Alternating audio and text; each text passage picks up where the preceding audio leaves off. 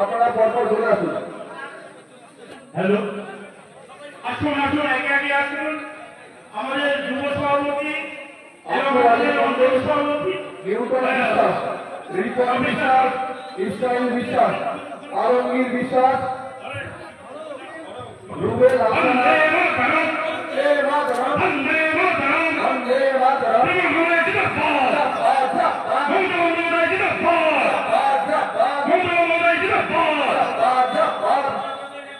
এবার যারা আছে তারা আসুন। মমিনুল বিশ্বাস, মইনুল বিশ্বাস, ইকবাল হালসারা, মন্টু হালসারা, রাহিমুল বিশ্বাস, সুখেন বিশ্বাস, বন্দে মাতরম, বন্দে মাতরম, বন্দে মাতরম, বন্দে মাতরম,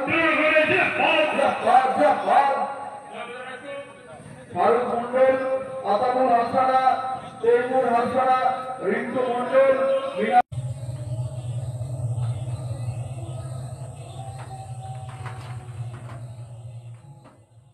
প্রাক্তন প্রধান ছিলেন পলিয়ারা মন্ডল, তার স্বামী ফাজিল ভাই আছে এখানে, উনাকে অনুরোধ করবো মঞ্চে আসার জন্য।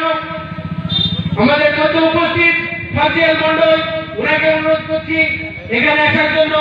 উনার ওয়াইফ আমাদের কারানগর গ্রাম পঞ্চায়েতের প্রাক্তন প্রধান ছিলেন, সেই সঙ্গে বরিষ্ঠ নেতৃত্ব অনেক আছে।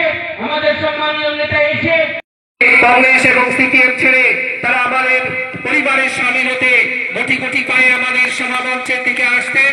আপনাদের সকলকে আমরা কারাইনগর অঞ্চল তৃণমূল কংগ্রেসের পক্ষ থেকে অভিনন্দন জানাচ্ছি, আমরা স্বাগত জানাচ্ছি। আপনারা আসুন, আগামী দিনে 2026 সালের বিধানসভা নির্বাচনে খেলা হবে কারাইনগর গ্রাম পঞ্চায়েতের এই জামনগর মাঠ থেকে আমাদের এই যাত্রা শুরু হোক।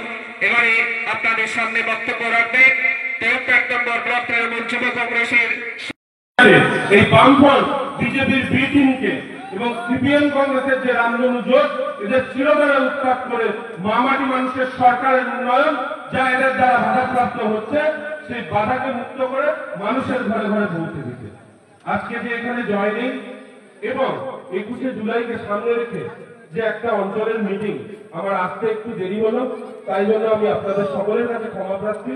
বা আমাদের বাড়িটা একটু দূরে, তার সাথে বৃষ্টি, আমি বেশি কিছু বলবো না, শুধু আপনাদের একটাই কথা বলবো যে এই অঞ্চল থেকে প্রতি বছর আপনারা দুহাত ভরে আমাদেরকে আশীর্বাদ করে এসছেন এবং সর্বোপরি এর আগে লোকসভা নির্বাচনেও আপনারা আমাদের দিদি মহুয়াদিকে দুহাত ভরে আশীর্বাদ করেছেন এবং সামনে যে বিধানসভা নির্বাচন আসছে তাতেও আমাদের বিশ্বাস যে এখানে সিপিএম কংগ্রেস এবং বিজেপি সম্মিলিত যা চেষ্টা করুক না কেন, যত রকম সাম্প্রদায়িক খেলা খেলুক না কেন, আমরা তৃণমূল কংগ্রেসের কর্মীরা সবাই ঐক্যবদ্ধ ভাবে যাতে মামাটি মানুষের উন্নয়ন মানুষের ঘরে ঘরে পৌঁছে দেওয়া যায় এবং কোন প্ররোচনায় পা না দিয়ে সকাল সকাল মমতা বন্দ্যোপাধ্যায়ের হাতকে শক্ত করতে তৃণমূল কংগ্রেসকে এখানে শক্তিশালী করবেন এই কামনা করে আগামী 21 তারিখ সকাল সকাল আপনারা তো আগের দিন বেরিয়ে যান।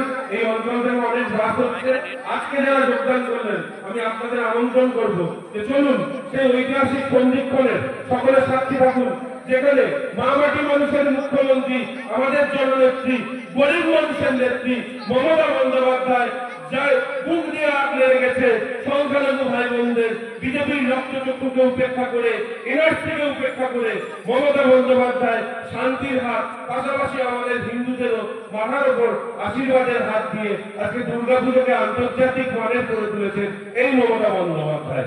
তাই আজকে মহরমের এই পবিত্র দিনে আমি আপনাদের সকলকে আমন্ত্রণ করব যে আগামী 21 তারিখ 20 তারিখে হয়তো এই অঞ্চল থেকে বাস রাতে রওনা দেবে।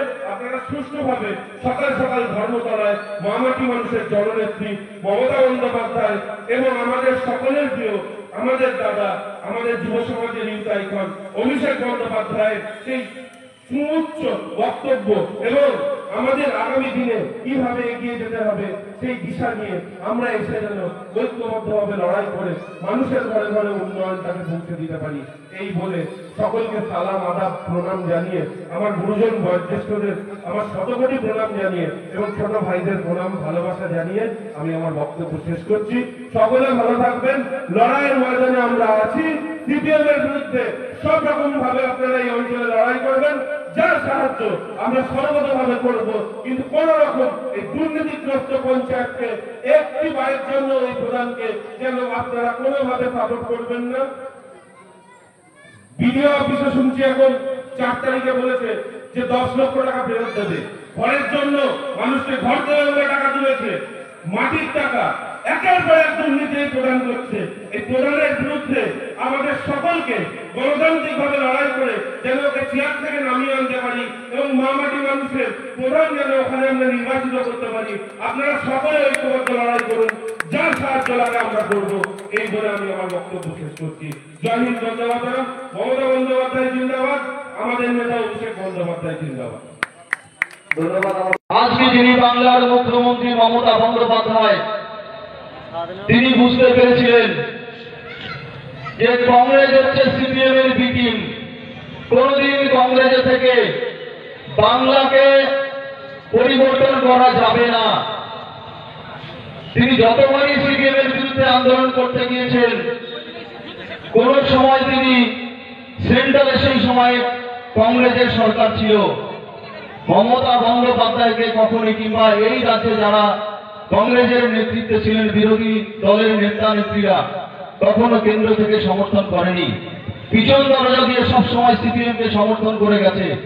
মমতা বন্দ্যোপাধ্যায় কিন্তু বুঝতে পেরেছিলেন তার দাবি কি ছিল, নো আইডেন্টিটি নো ভোট, অর্থাৎ সচিত্র পরিচয়পত্র না থাকলে আপনি ভোট দিতে পারেন।